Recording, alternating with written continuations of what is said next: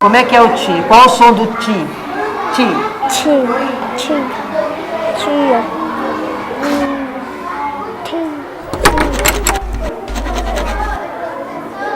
Quando a gente vai alfabetizar uma criança, introduzi-la no mundo das letras, é muito legal quando você recupera o seu próprio processo de entrada, se bem que a gente se esquece muito, claro, né?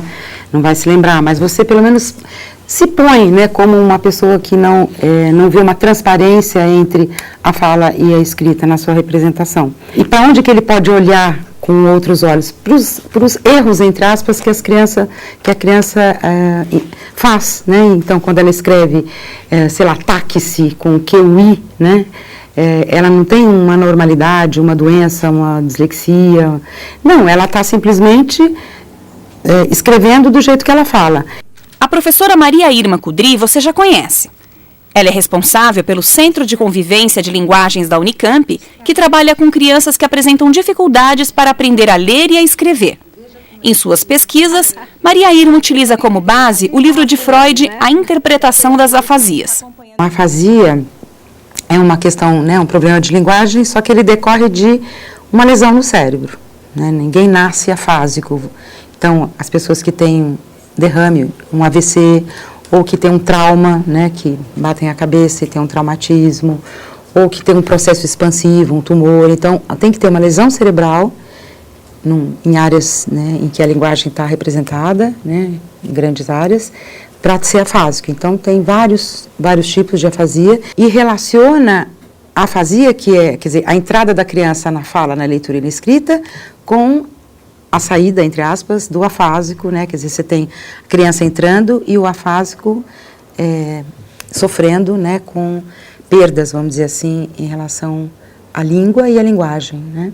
Então para entender o problema da afasia, ele se debruça nos momentos de aquisição da fala, que se aprende com o outro, quer dizer, a criança aprende a falar porque ela aprende a repetir, no sentido do Freud, né, aprende com o outro. E essa entrada da fala nos processos de leitura e escrita, essa concomitância, né? E a concomitância entre o motor, o sonoro e o sinestésico, tanto para falar como escrever, e para escrever ainda tem o visual. Escrevam aí a primeira brincadeira. 5, não é para fazer o número 5, é para escrever. 5, Maria. 5,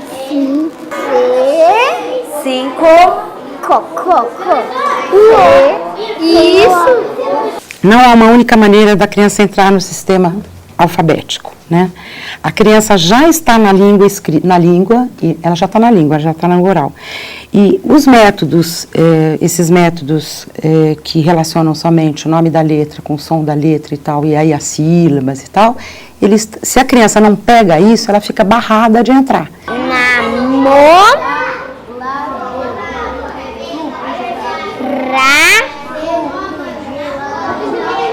Namorado.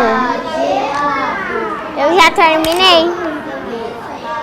Então, o que ele propõe? Ele propõe, por exemplo, a soletração. A soletração, ela tem uma primazia do sonoro e do motor. Então, eu soletro e aí tem o nome da letra. Então, a criança, isso é uma coisa nova para a criança. Ela começa com o nome da letra, esse nome da letra, ele tem também para a criança escrever, combinar com outras, fazer uma sequência de sílabas, por exemplo, o B com o A. Ela não pode escrever B, E, ela tem que escrever o B só e o A para dar a sílaba Bá. O que a criança não sabe? Que ela tem que apagar o nome da letra para escrever o som da letra e ainda por cima o som que a letra tem na palavra. Qual o som do ti? Ti. Tia.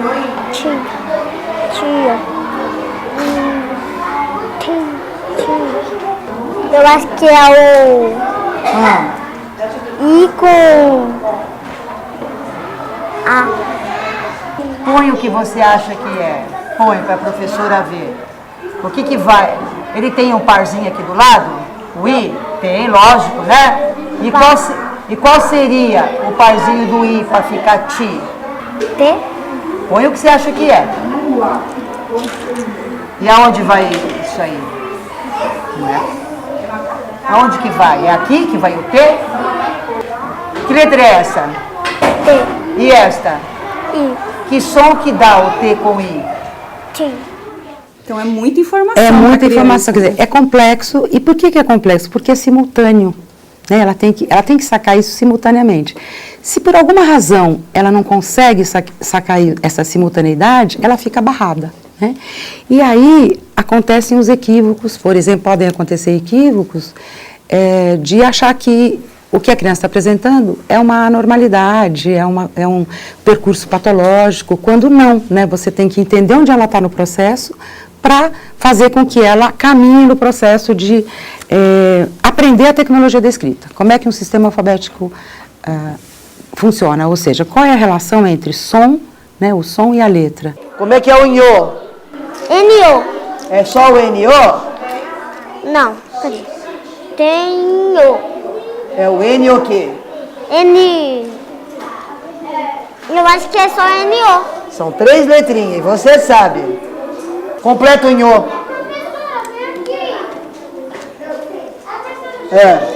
Eu tenho. Tá faltando o quê? Isso.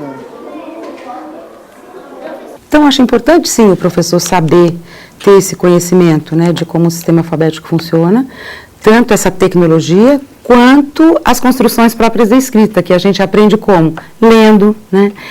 Outra coisa fundamental para o professor é a relação entre escrever e rever o que escreveu, ler em voz alta o que escreveu, depois fazer uma segunda versão, que é o que todos nós fazemos, vocês jornalistas, eu professora que escrevo, os editores, né, você vai publicar um livro, o editor mexe, depois vai, mexe e volta.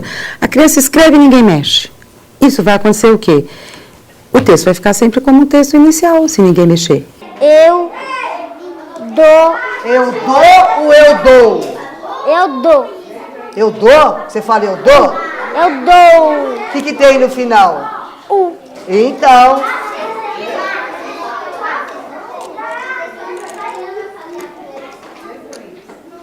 escrever é mais complexo, diz o Freud, do que ler, porque tem toda...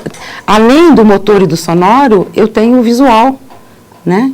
Então, para eu ler, eu tenho que o quê? Eu decifrar várias coisas. Quer dizer, eu tenho o nome da letra, né? O som da letra dentro da palavra, toda a questão motora da fala, que também na escrita se projeta, quando eu vou escrever, usar a mão e o olho, né? Então, veja, são processos complexos. Até que você formou o quê? Lê com o dedinho. Coloca o dedo. Ellen Beatriz dos Santos Afonso.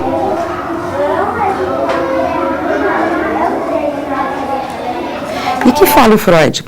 Fala e leitura tem muita relação, né? Por quê? Porque quando você lê pela fala. Então, uma criança, por exemplo, que é de uma variedade que fala, por exemplo, sei lá, Cláudia em praca em vez de placa, foi uma coisa que aconteceu com uma das nossas crianças aqui, o que ela tem que fazer? Quer dizer, se ela fala placa, é o sentido que ela conhece. Ela tem que ler placa, veja o que ela tem que fazer. Ela tem que associar, segundo Freud, né, aquilo que ela já conhece, que é o velho, ele chama o velho da língua, com o novo, que é o que está escrito. Então, não é simples isso. Em algumas palavras, em placa e praca, talvez seja mais fácil, mas em outras, por exemplo, mulher com mulher, ele tem um grande caminho aí para percorrer, né? E como Freud ensina, não pode desconsiderar a fala nesse momento inicial do processo de aquisição da leitura e da escrita, porque é por onde ela é alguém, ela é o sujeito. Se você apaga essa fala, você está apagando o sujeito. Eu dou ração pra de praia. A letra pra em gosto de pá? não, pá, pra. Pra. Eu acho que tem o P e o R. Isso! Você falou do muito aí, o muito é sempre um exemplo que a gente volta, parece um exemplo fetiche, né? Quer dizer, as crianças têm várias hipóteses de escrever muito, porque na verdade é muito que está escrito, e a gente fala muito. Então, o que a criança faz? Ou ela põe um tio para representar a nasal, ou ela põe um tio, às vezes um N, né? Quer dizer, ela está fazendo hipótese, tem uma coisa aí nasal, que eu sei como representa na língua, que é o tio, ou M, ou N, e eu estou inserindo. O professor tem que intervir. A criança não vai saber que tem um N inicial e essa nasalidade migra para cá, porque tem... Não, isso não é análise de criança, isso é análise de linguista, né? De quem descreve a língua, dos fonólogos. E o professor também não precisa ter essa análise. Não precisa ter essa análise, só, aí é bom senso. Quer dizer, ele com a própria fala dele, se ele fala muito, escreve muito, e a criança escreveu esse muito com marcas de nasalidade do sistema alfabético, são previsões, esses erros, entre aspas, estão previstos na própria língua.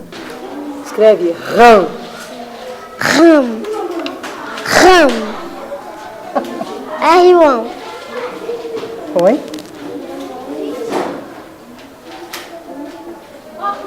Ah, não, ficou rão. Ah, ficou rão. O que ele faz quando, em algum momento, a alfabetização não dá certo? A escrita envolve corpo, né? Corpo da criança. Imagine que você tem uma criança com sofrimento, como a gente tem aqui.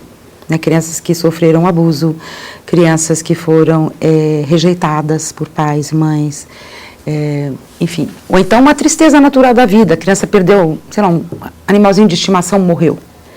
Então, naquele momento, ela não prestou atenção, ela estava distraída e perdeu aquele momento. Ela barrou ali. Então, o professor tem que ter essa sensibilidade, ver o ritmo em que estão as crianças todas. Ele tem que ter esse jogo para poder acompanhar. Porque se uma criança barra no momento, aí ela não consegue. Aí aquele conjunto de letras que ela pode até escrever não fazem sentido dentro da palavra. E é a palavra que é a unidade de sentido da língua, né?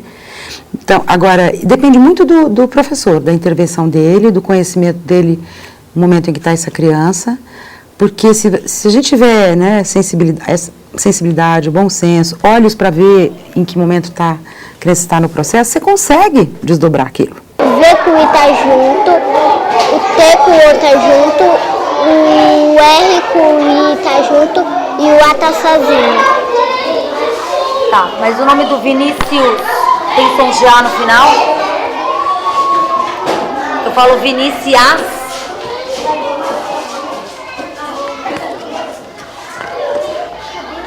Então onde está escrito o nome do Vinícius? É aqui mesmo?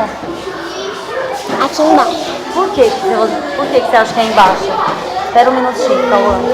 Por que você acha que é embaixo? Porque a Vitória ia acabar com A e Vinícius ia acabar com A. Ah, porque Vitória termina com A? Então aqui não está escrito Vinícius? Não? Onde está escrito Vinícius? Aqui embaixo. Lê novamente com o dedinho.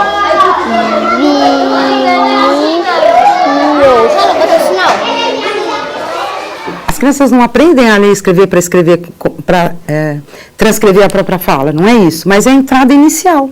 Né, aquilo que ela precisa para poder fazer começar a fazer essa correspondência entre som, né, e letra. Entre o nome da letra, o som da letra e a escrita da letra. São coisas diferentes e que ela tem que ter uma simultaneidade aí para poder representar alfabeticamente. O que falta aqui nesse quê? Ah, o U. Porque às vezes eu esqueço que tem o U no meio. Não é para esquecer. Esse? Xi. Eu tenho uma cachorra que Xi chama Belinha. se chama. Ah, Não é se chama, não. Uma cachorra chama. se chama. Se chama, viu? Se chama. Grama? Chama? Ah, entendi. Mas